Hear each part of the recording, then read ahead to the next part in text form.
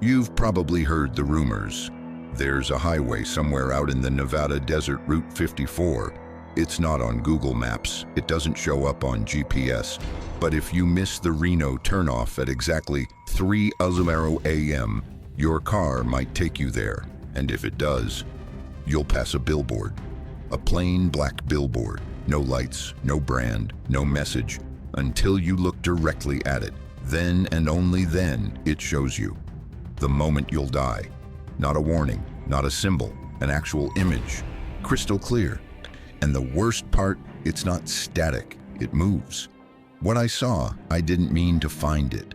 I was driving back from Vegas after a stupid breakup, heartbroken and half drunk on Red Bull, too proud to stay another night. I missed the Reno exit, didn't even realize it until miles later. No service, no lights, just endless desert. And then my radio cut out, all static. The car slowed down, though my foot stayed on the gas. Then the lights hit it, a massive billboard by the roadside, dead black against the moonlight. And then it blinked on, just for me. I stared, couldn't help it, like something behind my eyes wanted to see it. And there it was, a video of me, the footage.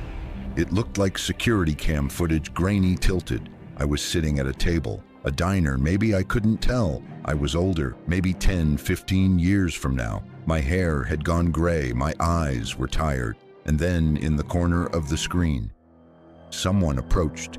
Not a face, not even a body really, just a dark shape, tall, unmoving, like a silhouette burned into the frame.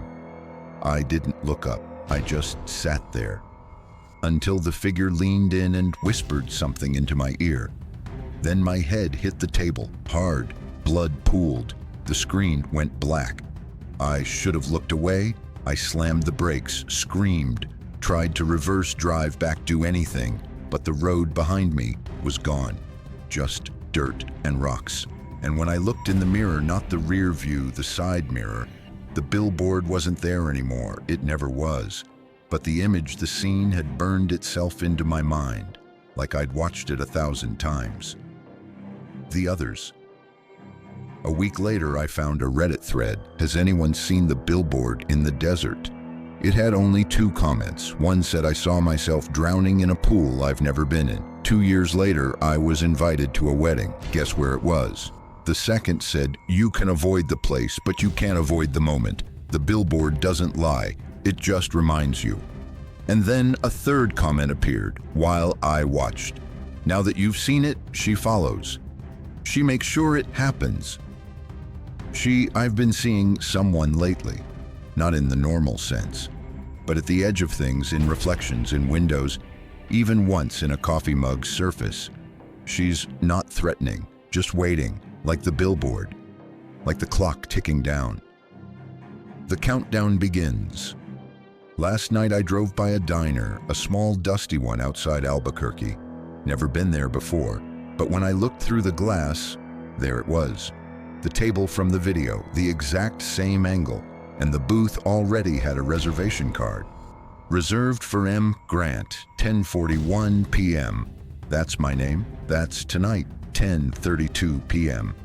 The diner was nearly empty.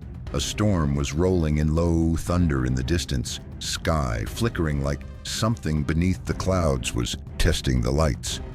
The waitress gave me a polite smile as I walked in.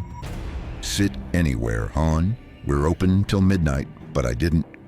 I walked straight to the booth near the window, the one from the video. It was exactly the same. Same cracked red vinyl, same angle of the overhead light, same rust stain on the window corner. And there it was. Reserved for M. Grant, 10:41 p.m. I sat down. 10:35 p.m. I didn't order anything, didn't touch the menu. Just sat breathing slowly, my eyes darting to every movement. The waitress came by. You okay? I nodded. She looked at me for a second too long, then said quietly, don't try to run when it hits 10:40. She doesn't like when they run. The first sign. At 10:38, the jukebox glitched. Mid-song, a classic from the 70s. It warped into static, then reversed. Not just the audio, the lights too. backward pulses like the diner was rewinding. For a split second, everyone around me froze. No blinking, no chewing, no movement, like mannequins. Then, as if nothing happened, they continued. I looked down. My reflection in the napkin dispenser was smiling even though I wasn't. 10:40 p.m. the door chimed. A woman walked in, but something was wrong. She had no shadow.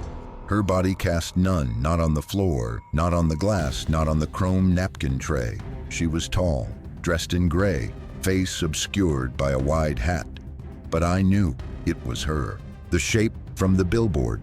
She moved past the counter without a word, straight to my booth, and sat down. 10:41 p.m. She didn't speak, didn't blink, just placed a small black box on the table. I looked at it, then at her hands, pale and long, each nail tipped in a faint silvery dust like ash. The box had a label. For when you're ready to see more. Am I going to die here? I asked. She tilted her head, then spoke not with her mouth, but as a whisper in my ear, even though she never moved. This isn't death. This is remembering. You saw the billboard.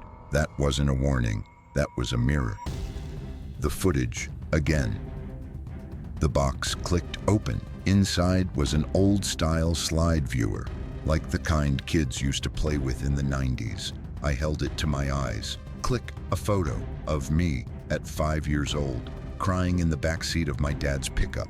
Click, me again, in high school, crying in a closet, holding a razor I didn't use. Click, at my mother's funeral, alone. Click, click, click. Every memory of pain, every moment I wanted to forget, every second where I almost disappeared. Then the final slide. It was the footage from the billboard. But from her point of view, she wasn't coming to end my life. She was coming to complete it. You called me. I lowered the viewer. She was gone. No exit chime. No goodbye. Just the black box, the slides, and a check on the table with no total. On the back, written in neat cursive, the moment wasn't your death. It was your recognition. You know who I am now, and you always have. The truth. She doesn't come for strangers. She comes for the ones who almost left already, the ones who've stood on bridges, the ones who've stared into pills, the ones who whispered, please, no more. She's not death. She's the part of you that waits to be let go. And once you see her, you start noticing how many others are waiting too. The message. After my encounter at the diner, I thought the nightmare was over. But then a week later, I received an email. No subject, no sender, just a single line. I saw the billboard too. But I wasn't the victim. I was the figure approaching. Attached was a video file. The video, I hesitated, but curiosity got the better of me. The video began with a shaky handheld shot of a desert road at night. The camera panned to a familiar sight, the black billboard. But this time, the image displayed was different. It showed a man sitting alone in a diner booth, the same booth I had occupied. Then from the corner of the screen, a figure approached. As the figure got closer, the camera zoomed in. The face became clearer. It was me. The realization I was the figure approaching. I was the one causing fear. I was the harbinger of death. But how could that be? Was this some kind of twisted joke, or was there a deeper truth? The meeting determined to find answers. I replied to the email. To my surprise, I received a response almost immediately. Meet me at the old motel on Route 54, midnight. I arrived at the motel, a dilapidated structure barely standing. Inside, a man sat in the shadows. He looked up as I entered. You came, he said. I wasn't sure you would. Who are you? I asked. Someone who saw the billboard, he replied. Just like you. The conversation, we talked for hours. He explained that the billboard was a mirror reflecting not just our deaths, but our roles in others' deaths. It shows you the moment you die, he said, but it also shows you the moments you cause others to die. Why? I asked. Because death is a cycle, he replied, and the billboard is a reminder. the decision as dawn approached, he handed me a small box. "Inside is a slide viewer," he said. "Use it when you're ready to see the truth." I took the box and left. Back home, I opened it. Inside was a slide viewer just like the one from the diner. I hesitated, then raised it to my eyes. The slides click. A photo of me standing over a man lying on the ground. Click. Me again holding a knife. Click. Me walking away as a building burned. Each slide showed a different scene, but the common thread was clear. I was the cause of death, the acceptance. I lowered the viewer, shaken. The billboard hadn't just shown me my death. It had shown me my role in the deaths of others. I was both victim and perpetrator, and now I had a choice. To continue the cycle, or to break it. The choice. I returned to the diner, the place where it all began. The booth was empty. I sat down, the slide viewer in hand. As the clock struck 10:41 p.m., I made my decision. I would confront the figure. I would confront myself. I returned to the diner, not because I wanted to, not because I expected closure, but because I had nothing else left. No more answers, no more illusions, only questions hanging over me like clouds that refused to rain. It was just past midnight when I walked in, and the place was emptier than the first time. The same waitress was there, or maybe someone who looked like her. Same tired smile, same bloodless lips. She didn't greet me this time, didn't ask me what I'd like, just stared at me with a kind of quiet sadness, as if she already knew what I was here to do. I went to the booth, my booth. The same cracked red leather, the same stain on the window, and the same uneasy flicker of light above, not blinking but pulsing like a heartbeat, slowly fading. I took out the slide viewer and set it on the table. The black box that held the images of my life. Deaths I had caused. Moments I didn't remember or didn't want to. I hadn't looked again since that night at the motel. But now I felt it vibrating in my hand, like something alive. Like it needed to be seen. Like it would keep showing itself whether I wanted it or not. I raised it to my eyes. The first image was different. Not violent, not frightening. Just me as a child staring into a mirror, but the reflection was wrong. The eyes in the mirror weren't mine. They were darker, wiser, older, and they were smiling. Click. The next slide was the billboard. Blank, black, silent. But in the reflection on the windshield, I saw myself again. Driving, not looking at the road, looking at the billboard, smiling. Click. Then the diner. A third-person view of the booth I was sitting in. But this time, I wasn't alone.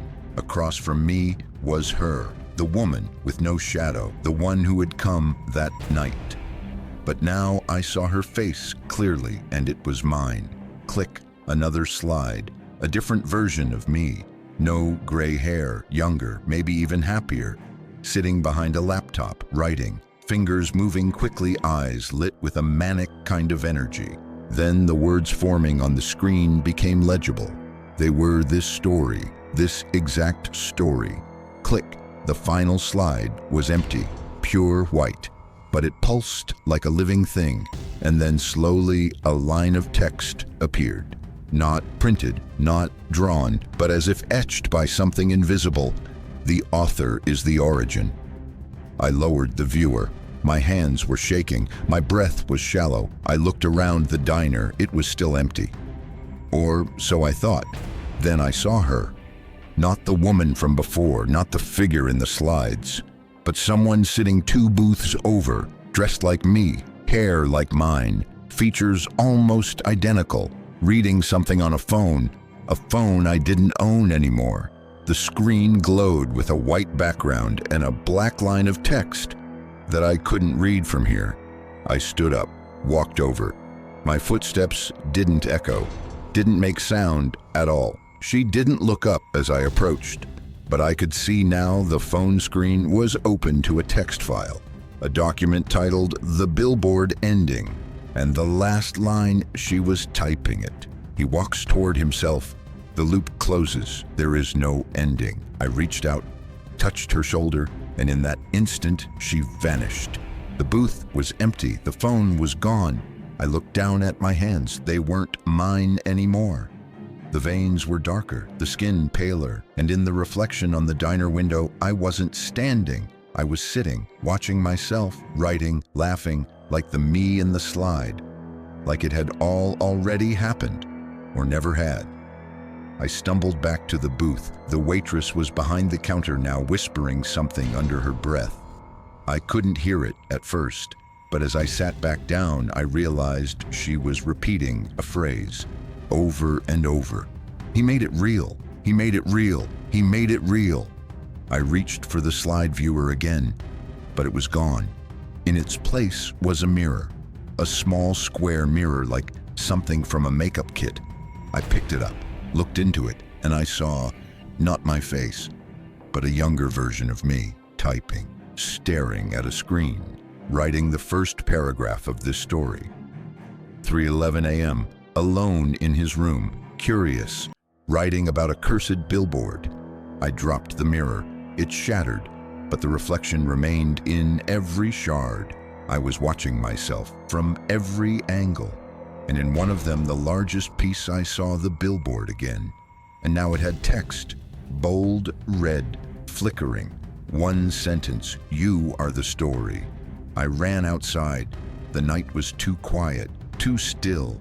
The desert stretched endlessly, but now there were multiple billboards lining the road in both directions, each one showing a different moment, each one showing me, dying, killing, writing, watching, driving, smiling, screaming, endless versions, endless loops.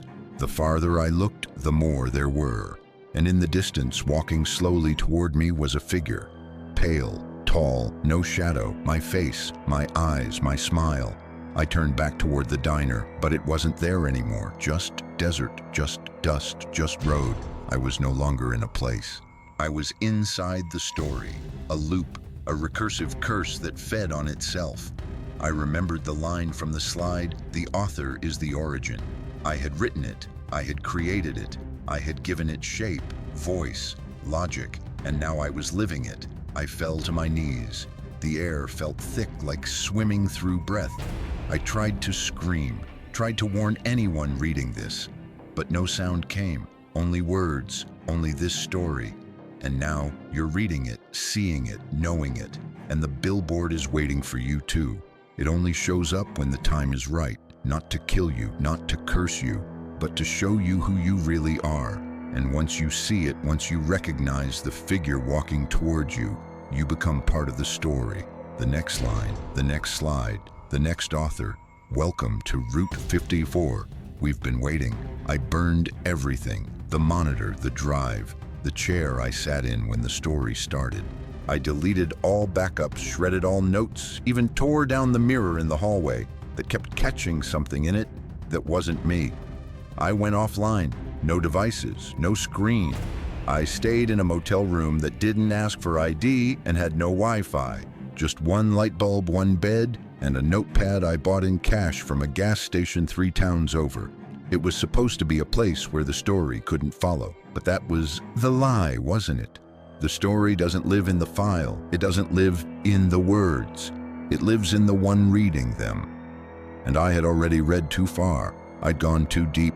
I'd crossed the line between narrator and subject, and now I didn't know where I ended and the story began. That's when the printer turned on. There was no printer in the room when I checked in. I know that. I searched every corner, every drawer unscrewed.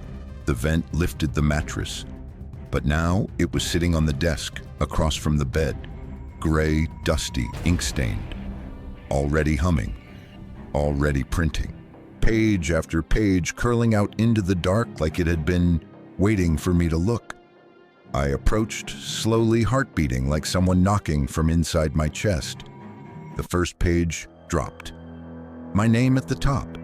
Not just M. Grant, my full name, middle initial, birth date, address. It listed everything, things I hadn't told anyone. Then came the lines, not typed like a manuscript, formatted like a screenplay. Inti motel room, Knight M. Grant sits on the edge of the bed, staring at a printer that shouldn't be there. He looks tired, thin, like something's feeding on him slowly. And then printer OS. You're not writing anymore, you're being written. I dropped the page, backed away. Another sheet printed. M. Grant moves to the window but sees only desert. No road, no cars, no sky. I looked. It was true. The parking lot I had pulled into earlier was gone. Just flat, endless sand under a pale, starless sky. Another page printed, and this one ended in real time. He turns to the desk, picks up the paper, and reads beat. He reads the line being written now. I screamed, not in fear, in rage. I tore the pages in half, into shreds, into something unrecognizable. But the printer kept printing, faster now. I couldn't stop it, couldn't unplug it. It had no cord, just a black shape humming with life, like it had always been there.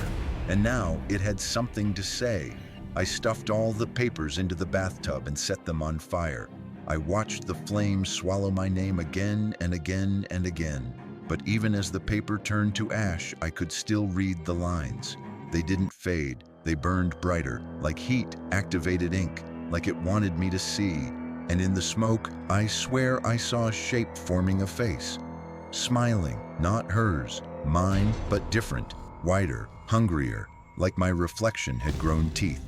I left the motel barefoot, didn't stop, didn't look back, walked through desert until my legs bled, until I found a diner. Not the diner, this one was older, more run down, closed, but the lights were on inside, and in the window, a stack of paper laid out like an offering. I opened the door. A bell rang 3 notes, soft, sad.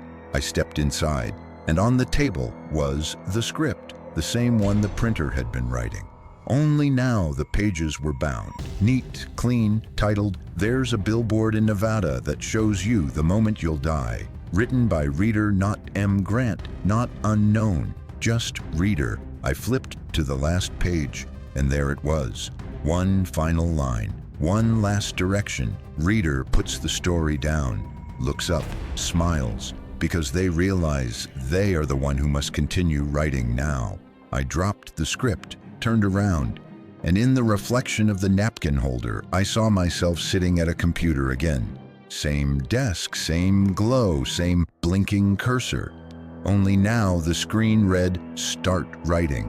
And below that, "It's your turn." So here you are, still reading, still picturing, still imagining the booth, the billboard, the figure behind the glass, which means you're part of it now. This story, this thing lives in attention. It spreads through narrative, through you. And now that it has your attention, it has a choice to make. Will you tell someone, show them forward this file? Will you write your own version? Will you pass it on? Or will you try to run? It doesn't matter, because you've already done the only thing it needs to keep living. You've read this far, and that's how it grows. Not by killing, by writing itself into memory. There's something wrong with my memories, not just the gaps, not just the blank spots where names, places, and voices used to live. It's deeper than that. It's structural, like the architecture of my mind has been renovated without permission. Rooms rearranged, walls moved, windows that once showed sunlight now open to a desert sky. Every time I close my eyes, I return to places I don't recognize but know too well. And worst of all, the story follows.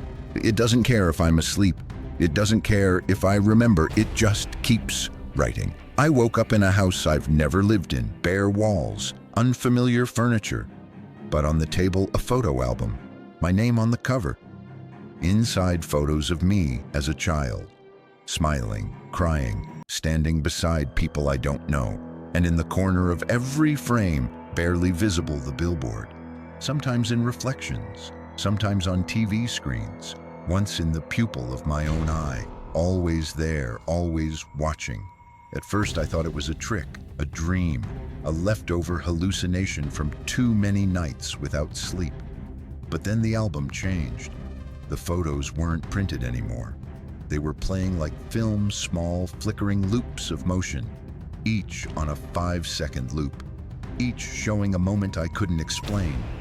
Me walking backwards into traffic, me digging a hole in the desert, me handing a photo to someone with their face blurred out, and one of me standing in front of a classroom reading the story out loud to children.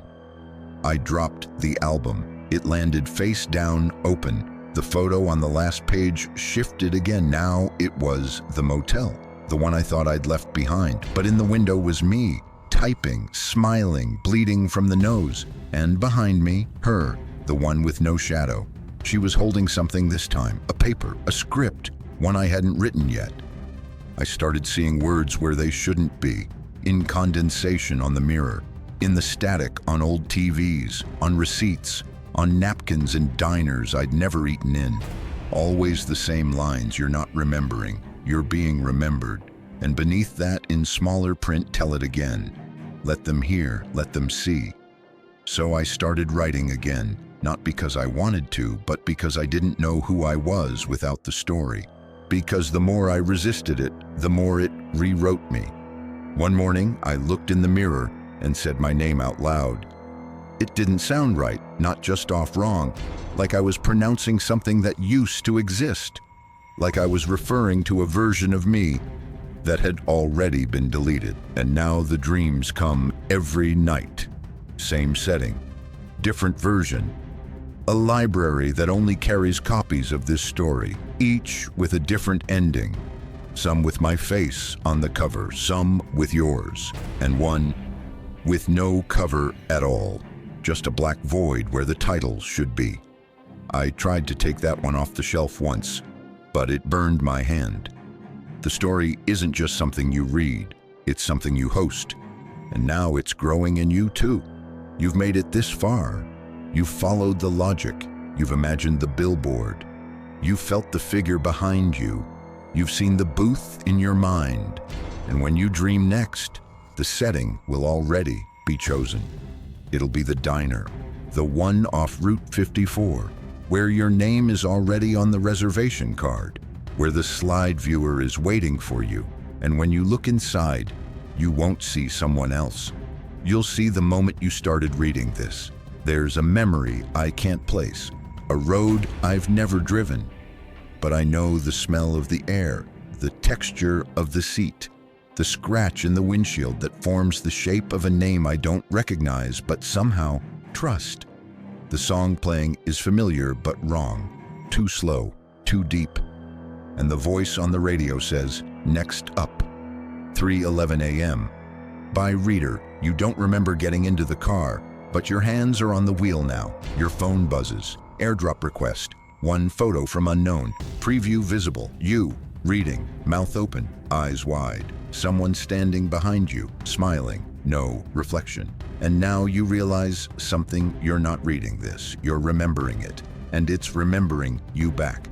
I thought I had seen every version, every draft, every iteration of the story. But I was wrong. There was one more, a version that had no beginning, no title, no timestamp. It wasn't on any device. It wasn't written by hand. It didn't even exist on paper, but it lived. It lived in the space behind your thoughts in the moments just before sleep, when reality loosens its grip and something older starts whispering in the gaps. That's where Draft Zero lives. And once you hear it, even for a second, it knows you forever. It started when I got a package in the mail. No return address, no markings, just my name written in ink that shimmered like oil under the sun. Inside the box was a single cassette tape labeled "Read Me First," Side A the original, Side B the real. I didn't own a tape player, not anymore. Who does? But that night, in the middle of a blackout, I heard something humming in the closet. I opened the door. There it was. An old dusty tape deck, AV out, built-in speaker, low hiss of static like breath. I didn't press play. It played by itself. Side A, the original. A voice came through. It was mine, but younger. Too young. A version of me I couldn't possibly remember, maybe 4, maybe 5 years old. The voice said, "Once upon a time there was a road that forgot how to end, and on that road was a sign. But no one remembered what it used to say. Now it shows you the moment when the story erases you. And when you read it out loud, you're next." Then silence. Long, static-filled silence. Then a child's giggle. Then something else. Breathing. Wet. Close. And finally, a whisper. "Turn the tape. Side B." The reel. The tape clicked. This time, it was someone else's voice. Not mine. Not human.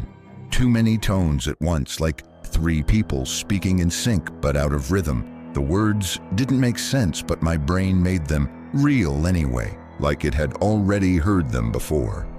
This is not a story. This is a reflection of origin. The billboard is not the curse. You are. You created the loop the moment you wanted to tell it, and every reader gives it breath. I stopped the tape, unplugged the machine, but the voice didn't stop. It kept speaking from the unplugged tape deck, from the unplugged wall, from inside my head. It said Draft 0 was never written. It was remembered into existence. That night, I dreamed in static, not darkness, not images, just static. But in that static, I saw him, the first one, the one who first saw the billboard. He was no longer alive, but not dead either. He had become a page, a piece of the story, a line of code burned into every retelling. He is why the figure stands behind you. He is why the photo gets sent. He is why we write, because he remembered before memory existed. He was the origin, and he's waiting to be named again. I woke up with a word written on my forearm, scratched in like it had been carved by thought alone. One word, Draft 0, and now it's your turn. You've read too far to forget. You've seen the booth, heard the knock, opened the photo, felt that breath just over your shoulder. So now you understand this story was never meant to be read. It was meant to be recalled, because it's older than language. It lives in images, loops, echoes, and once it's remembered fully, it becomes real. Which means the next version isn't a rewrite, it's a reincarnation. And the billboard, it doesn't show death anymore. It shows your beginning. Because you're not the final reader, you're the next draft. They call it the end, but that's not the right word. Endings imply something stops, a line drawn, a light turned off. But this story doesn't end. It just changes perspective. I used to think I was the reader, then I thought I was the writer, then I thought I was the victim. But now I understand the truth. I'm the object, the one they see in the final image, the billboard. It didn't happen all at once. First, I stopped recognizing my reflection. Then I stopped dreaming in first person. Then the memories started appearing that didn't belong to me. People, towns, accidents, choices I never made. But they were so vivid, too vivid, and they all ended the same way, with someone looking up and seeing me. Black surface, no brand, no light, just their face, reflected, and behind them, always behind the figure. Sometimes I'm the watcher, sometimes I'm the image, but I'm always there. You passed me once.